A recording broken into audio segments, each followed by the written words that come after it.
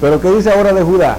Judá aún gobierna con Elohim, aún gobierna con Dios, dice, y es fiel con los santos, con los que son apartados.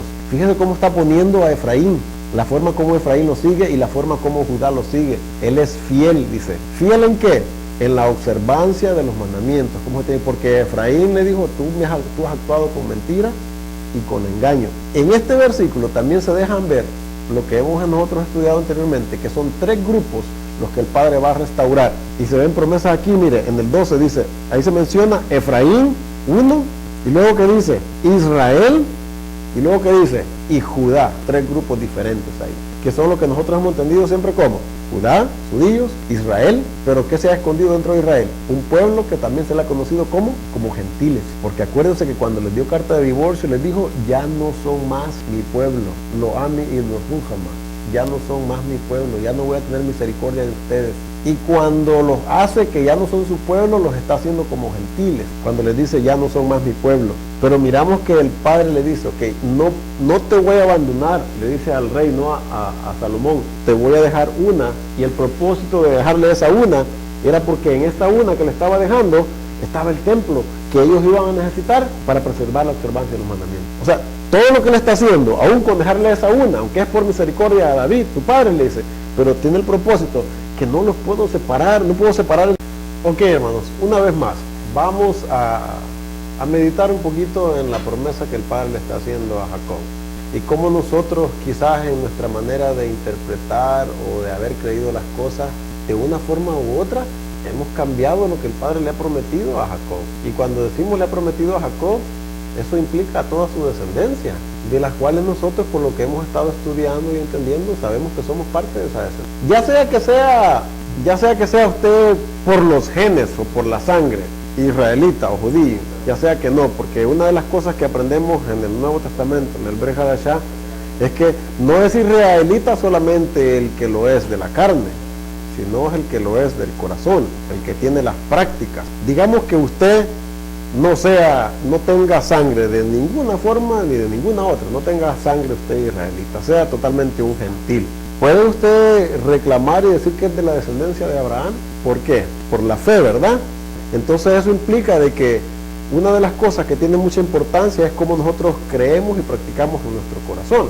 Pero sigue mencionando, está hablando de israelitas, no está diciendo de los gentiles, es israelita también el que lo es en el corazón, como Ruth, tu pueblo será mi pueblo y tu Elohim será el mío.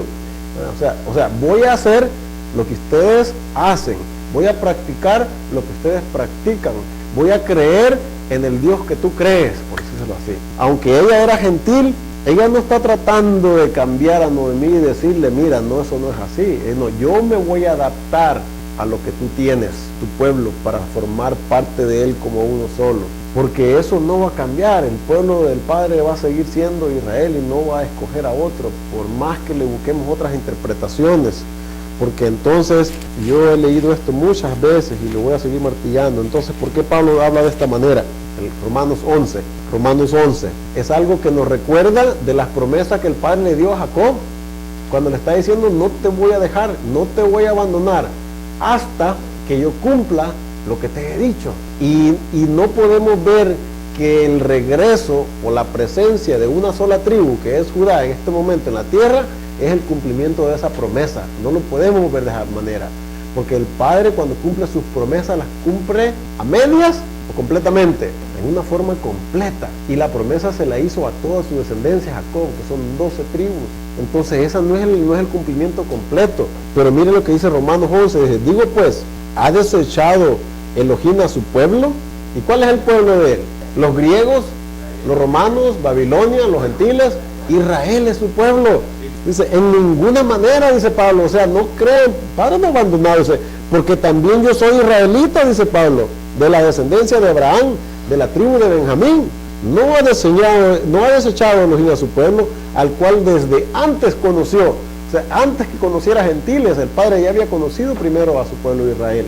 Una de las cosas que estaba mencionando la hermana ahora, ¿no? Y se deja ver en algunas de las escrituras de nuestros hermanos Yahudim, es que antes de que se creara todo lo material, todo lo que existe, todos los mundos, todo lo que usted puede ver, en la mente del Padre se fueron 7 cosas de las que creó. los nombres de los padres, Abraham, Isaac y Jacob, entre unas de ellas. ¿Qué más creó? Dice ahí el nombre del Mesías, el templo, muchas cosas que él en su mente ya había dicho, esto es lo que voy a hacer. Ya había planificado. Recuerden que para construir una casa y para hacer una construcción primero se hacen planos. El padre en su mente primero dijo, esto es lo que voy a hacer, y lo llevó a cabo. Y una de las cosas que él pensó y fueron hechas antes de la creación fue Israel. Por eso aquí Pablo está diciendo, desde antes conoció. ¿O no sabéis qué dice Elías de la Escritura? ¿Cómo invoca a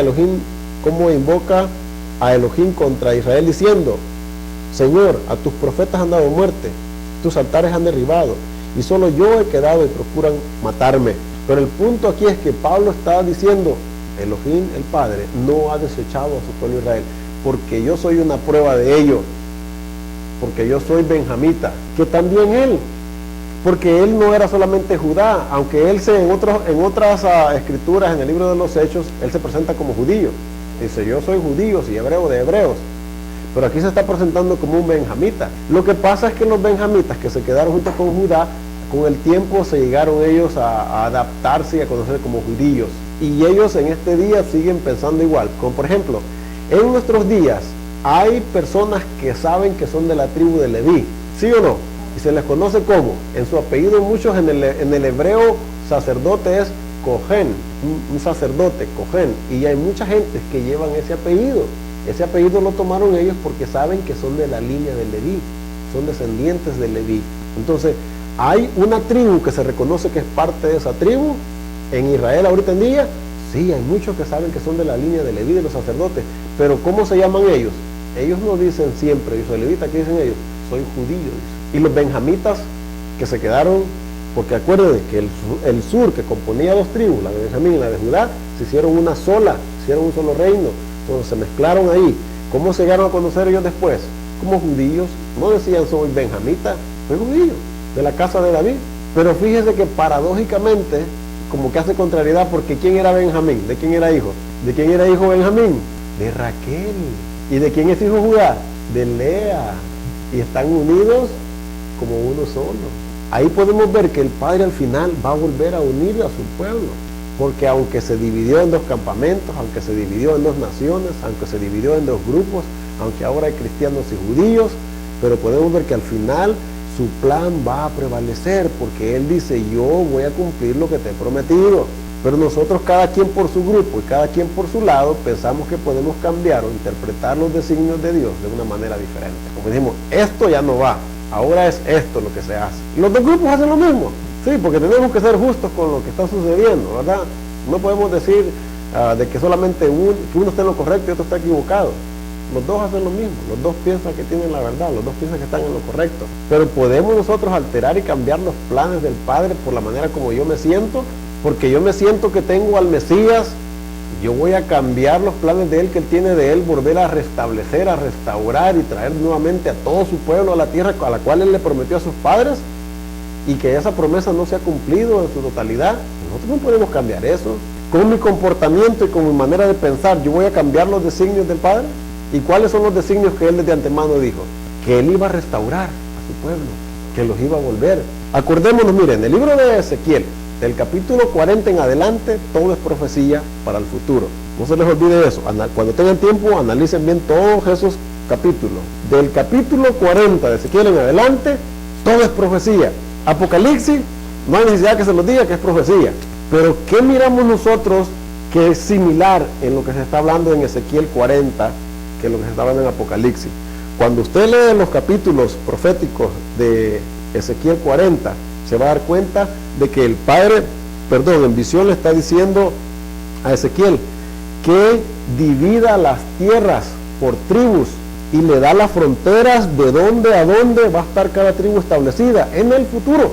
¿Dónde miramos esa similitud en Apocalipsis?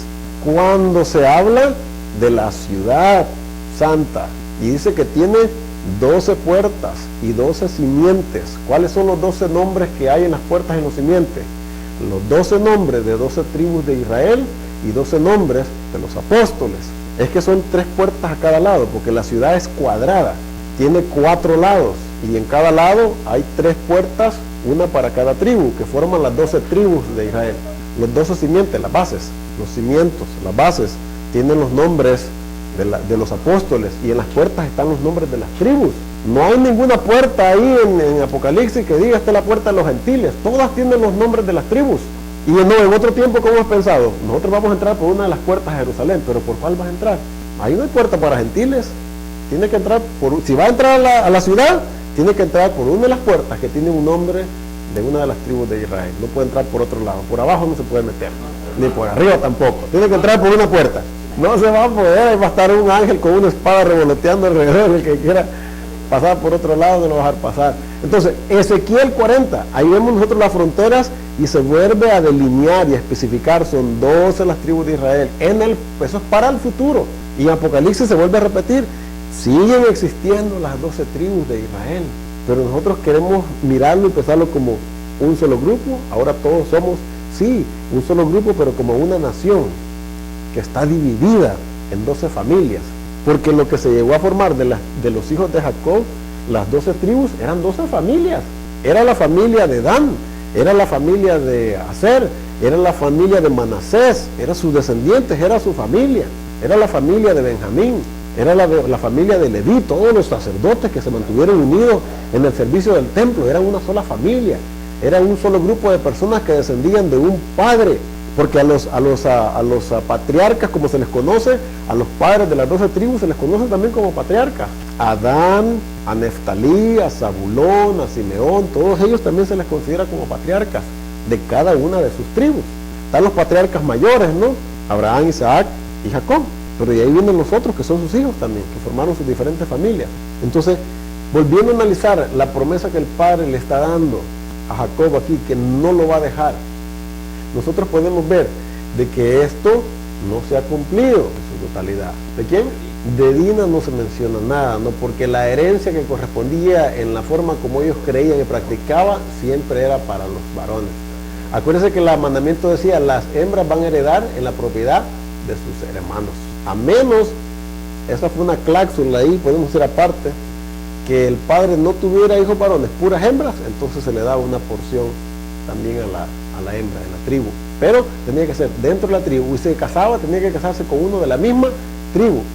Porque cuando tenían hijos y se casaba con otro, la herencia pasaba ¿a quiénes? A los hijos. Y entonces los hijos, ¿a quién iba a reconocer? ¿Al padre o a la madre? Entonces, para que uno se iba, si se casaba con una persona que no fuera la tribu, ¿para quién se iba a ir esa herencia? Para la tribu donde pertenecía el padre. Entonces, por eso le dice, no te puedes casar, le dijo ese mandamiento es que a la que nazca en la tribu que nace, ahí se tiene que quedar la herencia de ella. No se le puede pasar, porque es que a cada quien le tocaba lo suyo. Si no, si permitían que se casaran y que se fueran yendo las propiedades, después ya no iba a haber diferencia. No iban a haber fronteras, no iban a haber diferencias de tribus dentro de su propia tribu. No está diciendo de su propia familia, dentro de su propia tribu, dentro de su propia tribu, para que la herencia se quedara ahí mismo. Ahora, analizando una vez más, y ya casi para terminar, vamos a ver cómo Jacob, una de las cosas que nosotros tenemos que mirar, que sobresale en el pasaje, aquí ya estamos estudiando de Génesis, es cómo Jacob persistió. Jacob persistió por 20 años para sacar a su familia adelante con Labán. Jacob, desde el vientre de Raquel, está luchando él. ¿Cómo se le conocía? Como el que se agarra del calcañal. Eso es lo que quiere decir el nombre Jacob, el que se agarra del calcañal. Aunque sea mal traducido en alguna forma, en otras partes como el suplantador, el que suplanta, el talón, el que se agarra del talón. Eso es lo que quiere decir el nombre de Jacob. ¿Por qué? Porque demuestra la tenacidad, la insistencia, que permanece firme en lo que él quiere. ¿Y qué es lo que quería él alcanzar? Quería la bendición de su padre, porque la bendición de su padre, ¿qué llevaba? No solamente, acuérdense que el deseo de él no era la bendición material. ¿Y qué era lo que tenía el jefe de la familia? Era el sacerdocio. Era el que llevaba, por decirlo así, si lo queremos entender mejor, la bendición espiritual. Eso es lo que más le interesaba a Jacob. No le interesaban las propiedades, porque últimamente él se fue y quedó todo eso atrás. Ahí lo dejó. Él lo que quería era la bendición del Padre. Pero entonces, ¿cómo lo vemos a él? Luchando, ¿no? Desde el principio. Mire, en la parte de Oseas, capítulo 12, en la misma paracha de esta semana, vamos a ver a las Haftorah, del versículo 3 al 4, mire cómo lo presenta Jacob peleando y luchando siempre, hasta aún desde el vientre de su madre. 12, empezando del 3, dice: en el seno materno tomó por el calcañal a su hermano y con su poder venció al ángel y prevaleció, lloró y le rogó. En Betel le halló y ahí habló con nosotros. Desde el vientre de su madre, dice. Hay una escritura, hay una interpretación de lo que está diciendo aquí Oseas, porque fíjese que dice ahí, lloró y le rogó. ¿Quién le lloró a quién? ¿Jacob al ángel o el ángel a Jacob? Les voy a leer lo que traducí, lo estaba en inglés, pero lo traducí, mire cómo dicen ellos. Jacob peleó con un ángel y prevaleció. También dice que lloró y suplicó a él. No puede decir quién prevaleció sobre quién, pero cuando dice, porque has peleado con Elohim y con los hombres y has vencido, yo sé que Jacob venció al ángel. También dice que lloró y suplicó a él. No puedo decir quién lloró a quién, pero cuando dice y dijo, déjame, yo puedo decir que el ángel lloró a Jacob, porque has peleado con Elohim y con los hombres. Rabá, el nombre de este rabino, dice, esta es una profecía para su exilio. Esta es una porción de un libro que se llama Julín 92a. Entonces está interpretando aquí lo que está diciendo en Génesis. ¿Quién prevaleció? ¿Quién lloró? Y cuando dice, porque has peleado, dice, es porque está simbolizando que él va a ser exiliado. Israel, la descendencia de Jacob, ha andado peleando y luchando donde quiera que ha ido en su exilio. ¿Por qué? Por simplemente su subsistencia, por existir como pueblo, les ha tocado pelear. Han sido perseguidos, han sido matados, pero han continuado su descendencia, han continuado lo que creen, a pesar de todas esas cosas, han peleado, hermano. ¿Y podemos decir que han vencido? Sí, sí podemos decir que han vencido porque no han perdido su identidad, continúan ellos existiendo. ¿Cuántos pueblos en la historia de este mundo, si ustedes se ponen a analizar la historia, desaparecieron? Simplemente para desaparecer un pueblo, lo único que tiene que quitarle es su lenguaje.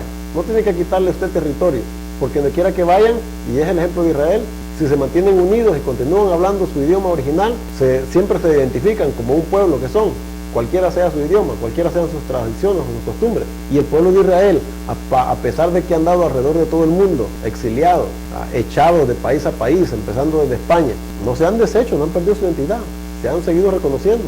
Los tenemos aquí en nuestro país y en muchos países alrededor del mundo.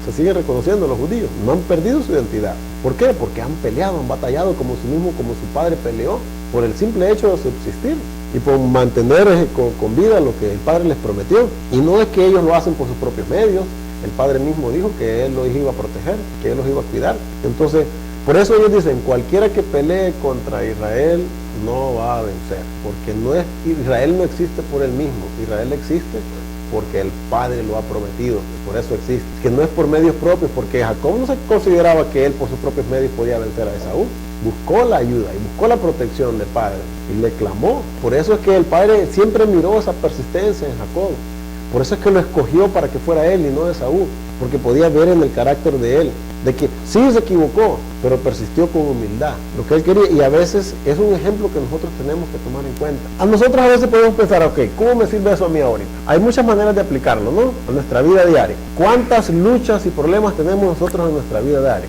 De diferentes maneras. Y seguimos el ejemplo de Jacob. ¿Cuál sería seguir el ejemplo de Jacob?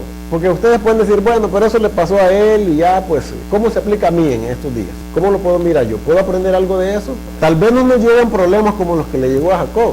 Jacob llegó a pelear hasta por su vida, pero eso es por el lado, podemos decir, espiritual, por el lado como interpretamos la escritura, pero basémoslo en la experiencia práctica, la vida diaria, en lo que nosotros nos pasa día con día, donde quiera que vamos, y nos enfrentamos con problemas, y nos enfrentamos con cosas que nosotros tenemos que salir adelante, oye. Entonces, pero ¿cómo lo hacemos frente a esos problemas? Tomamos el ejemplo que hizo Jacob. ¿Qué fue lo que él hizo?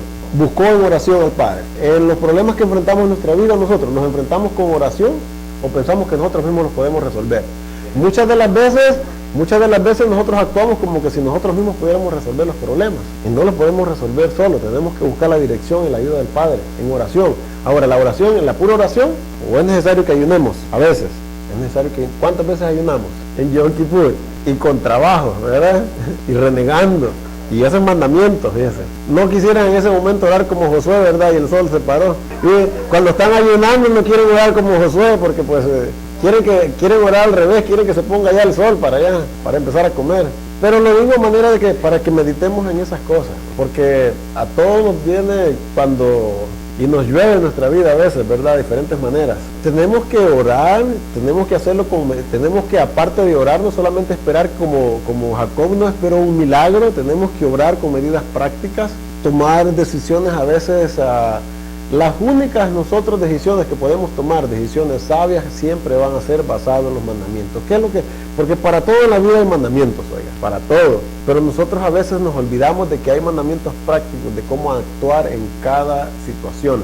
En el libro de sabiduría, como está mencionando, en el otro libro que se llama Baruch, en muchos de esos libros que nunca hemos leído antes, hay tantos consejos tan sabios ahí, oiga, de la vida diaria. Y a veces, y cuando tiene algún problema usted, usualmente nosotros vamos a buscar qué nos dice un proverbio, o qué nos dice sabiduría, o qué nos dice Baruch. Pensamos que el Padre está con una varita mágica, nomás haciendo magia, ¿verdad? Y cambiando la vida de las personas y las nuestras así a su voluntad. Entonces, ¿dónde queda nuestro libre albedrío si Él hiciera eso? Y sí podemos a veces, mire, es bueno que nosotros pidamos señales, y que cuando nosotros oramos le pidamos al Padre que nos conteste de una forma u otra, que nos haga saber cuál es la voluntad de Él, ¿no? Pero no es ahí donde nos tenemos que quedar. Si usted no mira que el Padre responde, va a dejar que el problema lo venza. Nosotros tenemos que actuar, tenemos que pensar, tenemos que orar en una forma práctica, hermano, como Jacob lo está haciendo de una forma práctica. Él no oró al Padre y esperó que le cambiara el corazón a Esaú. Él se puso a manos a la obra e hizo algo. Nosotros en la vida nos vamos a encontrar con problemas y con cosas en las cuales vamos a tener que actuar. Quizás no siempre vamos a tomar las mejores decisiones y nos vamos a equivocar, como se equivocó Jacob, pero sí podemos tener la confianza de que si perseveramos, que insistimos, el Padre va a estar con nosotros. Él nunca ha abandonado a su pueblo y nunca lo va a abandonar. Pero es que sabes que es en las pruebas, es en los problemas, es en las tribulaciones cuando se forma nuestro carácter, porque cuando todo va bien no sentimos la necesidad, la verdad, sinceramente no sentimos la necesidad de buscar al Padre, se nos olvida. ¿Cuándo es que nos ponemos de rodillas? Cuando llegan los problemas. Entonces es necesario que lleguen las pruebas, es necesario a ver, para que transformen nuestro carácter, porque si Esaú no hubiera dicho que iba a matar a Jacob, se hubiera quedado ahí pensando que lo que había hecho estaba correcto, ¿verdad? Decir, bueno, pues te quedaste con la primogenitura y ya qué. Pero ¿qué le pasó? Le tocó su mala decisión en la forma como lo hizo, le tocó salir huyendo, le trajo consecuencias. Y eso es lo que no nos pasa a nosotros eso en nuestra vida, de diferentes maneras. Tarde o temprano vienen las consecuencias. Aunque quizás no siempre como ese hermano lo miramos de esa manera, pero siempre son consecuencias de las decisiones que nosotros hemos tomado. Y a veces en esas decisiones y lo que nos pasa le queremos echar la culpa a nosotros, al Creador, a los demás. Señalamos a todo el mundo, pero nunca señalamos para acá. Así que si el Padre nos ha prosperado, bendito sea su nombre. Pero tenemos que aprender como Job, que tenemos que servir al Padre en las buenas y en las malas. Él dio, hijo, Él quitó. Bendito sea el nombre del Padre. Se necesita que nos pase las cosas que le pasaron a Job para poder nosotros aprender lo que Job aprendió, ¿verdad? Pero cuando nos pasan esas cosas, no lo miramos de esa manera. Pero así es la tendencia, y así pedimos, ¿no? Nosotros, y tenemos que hacer eso. Como hermanos tenemos que hacer eso, tenemos que orar los unos por los otros. La palabra nos enseña que tenemos que hacer eso. Bueno, hay muchas, solo analizamos una de las situaciones de la parashá de esta semana, ¿verdad? El problema de Jacob enfrentando a su hermano Esaú, ¿verdad? Pero hay muchas otras cosas ahí que no nos va a dar tiempo para que las analicemos. Recordamos, ahí está la muerte, cuando Dina fue violada por este príncipe de Siquén, ¿verdad? Por amor hebeo, lo que hizo Leví, ¿verdad? Y lo que hizo Simeón para vengarse, que estuvo incorrecto lo que hicieron. Cuando vuelve a la tierra, ¿verdad? Y Jacob hace un altar ahí, cuando ya está en la tierra tranquilo, ahí dice que levanta un altar. ¿Y cómo le da el nombre? ¿Cuál es el nombre que le da? El Elohei Israel. Fíjese que hay veces que pocas veces, por lo menos en el español, le ponen como se está diciendo en el hebreo, y esta es una de las ocasiones. Dice, el Elohim es Elohim de Israel, o sea, como quien dice, el Dios, si hay algún Dios, ese Dios es el Dios de Israel. Eso es lo que ese nombre fue el que le dio Jacob al altar. O sea, el creador de todas las cosas, el Padre que está en los cielos, Él es el Elohim de Israel, Él es el Dios de Israel, no es el Dios de las naciones. Está cuando ya muere Isaac, está lo que pasó de Rubén con Bilha, hay mucho que hablar de eso ahí, y termina con muchas de las descendencias, ¿verdad? Por ejemplo, de Saúl. Cuando nosotros estudiamos y analizamos todas estas cosas, versículo por versículo, cuando nos encontramos con profecías futuras, nos acordamos a poner juntos, analizar. Por ejemplo, mire, en el último capítulo de esta parashá, en el 36, en el 33 dice, murió Bela y reinó en su lugar Jobab, hijo de Será, de Bosra. Quizás ahorita ese nombre no le diga nada a usted, pero cuando analice unas profecías, se menciona Bosra, 36, 33. Menciona a Amelech aquí también. Recordemos, Amelech era edomita, era de la ascendencia de Esaú. Y él fue un enemigo aguerrido de Israel. Fue uno de los que le salieron al encuentro. ¿Se acuerdan? Cuando Israel venía saliendo de Egipto, Amelech salió a pelear contra Israel y dice que le atacó la retaguardia, a los más débiles atacó. Por eso el padre le dijo, voy a borrar la memoria de Amelech para siempre. ¿Quiénes eran estos? Descendientes de Esaú. Continúa la contienda, ¿no?, entre los dos hermanos, entre sus descendientes. Por eso no se nos olvides, las obras de los padres son el futuro, son los presagios de los hijos, lo que le va a suceder a los hijos. La historia siempre se repite. Es la única manera de romper un ciclo malo, es la obediencia a los mandamientos. Es lo único que puede romper ese ciclo. Ahí, en ese sentido, no. Si el papá es borracho, ¿qué ejemplo le da a los hijos? Ahí se va a cortar, porque usted no le va a dar ese ejemplo a sus hijos. Ok, para que no se nos olvide, el último versículo de esta parashá, que termina en el 43, ahí lo dice ya, y tenemos que entender por qué los edomitas son la descendencia de Esaú, ¿verdad? No es ninguna teología, ni ninguna interpretación, aquí la Torah lo dice claramente. Dice Magdiel e Irán, dice, estos fueron los jefes de Edom, según sus moradas en la tierra de sus posesiones. Edom, ¿qué dice ahí? Es el mismo Esaú, padre de los edomitas. Entonces, los edomitas son la descendencia, son los hijos de Esaú. El último, el 43, donde termina la parashá, porque hemos estado diciendo muchas veces, ¿no?, que los edomitas son la descendencia de Esaú, pero es basado en lo que aquí está diciendo la Torah. Estas no son interpretaciones, más claro no lo puede decir ahí la Torah. Entonces, ha sufrido persecución el pueblo de Israel de sus mismos hermanos. Tristemente, así es la historia de sus hermanos edomitas, simbolizados en muchas formas, simbolizados en Roma, simbolizados aún en sus hermanos, las tribus que se mezclaron y que se cree ahora que son gentiles, pero que muchas de las características que muestran la forma como viven, cómo adoran y todo eso, son nuestros hermanos creyentes. Porque los judíos ahora en día los consideran también ellos como una persecución. ¿En qué forma lo consideran persecución? Porque la gente los ataca y dice, son los que mataron a Cristo, ¿verdad? Porque eso es lo que hizo la Iglesia Católica, perseguir a los judíos, porque fueron los que mataron. Pero nosotros de una forma u otra, en algunas de nuestras interpretaciones, hemos entendido y hemos aceptado que nosotros mismos también formamos parte de la muerte de Él, porque Él murió por nuestros pecados, murió por los pecados de todo el mundo. Entonces, de una forma u otra, usted también lo mató. A menos que usted nunca haya pecado en su vida, entonces usted puede decir, yo no lo maté. Sí, porque murió él por todos los pecados de todo el mundo, pero le queremos echar la culpa nomás a los pecados de un solo grupo. ¿Y los suyos qué? ¿Los suyos no cuentan? Entonces, de una forma u otra, también nosotros podemos decir que formamos parte en la muerte de él. Sí, pues murió por nosotros también. No murió solamente por el pueblo de Israel, pero le queremos echar nomás solo a ellos la culpa de la muerte, ¿no? En otro tiempo no se nos hacía fácil quizás a poder entender esas interpretaciones. Hay muchísimo más. Porque es que siempre nosotros nos hemos conformado con aceptar lo que nos dicen, lo que nos predican, ¿por qué no estudiamos las escrituras? ¿Por qué no revisamos la historia? ¿Por qué no miramos tantas cosas que nos dicen algo muy diferente de lo que siempre nos han enseñado? Siempre hemos sido muy conformistas, nos conformamos con sentarnos a escuchar, que nos prediquen, pero no nos ponemos a estudiar por nosotros mismos. Porque cuando ustedes aprendan a estudiar por ustedes mismos, van a aprender cosas que no se las van a enseñar de un púlpito, van a aprender cosas que no se las van a enseñar de aquí de un estudio. ¿Sabe cuántos años tenía Rubén cuando lo pusieron enfrente ahí de su mamá, de Lea, cuando iba contra... Porque recuerda una de las preguntas que le hace Jacob, mira las preguntas que le hace. ¿Y estas mujeres y estos niños? Le dice. ¿Quiénes son? Le dice. ¿Por quién le pregunta a Esaú a Jacob? ¿Por quién le está preguntando? Cuando mira esos dos campamentos. No, en el 33:5 le dice, y alzó sus ojos y vio a las mujeres y los niños. Y dijo, ¿quiénes son estos? Y él respondió, ¿quién es él? Jacob. Son los niños que Elohim ha dado a tu siervo. Se fija que aunque Esaú le pregunta por las mujeres y por los hijos, no le da respuesta de las mujeres, nomás le dice de los hijos. ¿Por qué? ¿Por qué no le da contestación? Porque con su misma respuesta le está diciendo, estas son mis esposas, no me las estés mirando. ¿Verdad? Entonces dicen los rabinos, ahí entendió Esaú que ellas eran esposas de él, cuando le dijo, son los niños que Hashem me ha dado. que le ha dado a tu siervo. Porque no le contesta por ella, porque no le dice son mis esposas, no le dice son mis esposas con sus hijos, dice son los niños. Es que hay muchas cosas que en la cultura hebrea, en su forma de interpretar, nosotros esperamos que nos diga directamente por esto y por esto y por esto.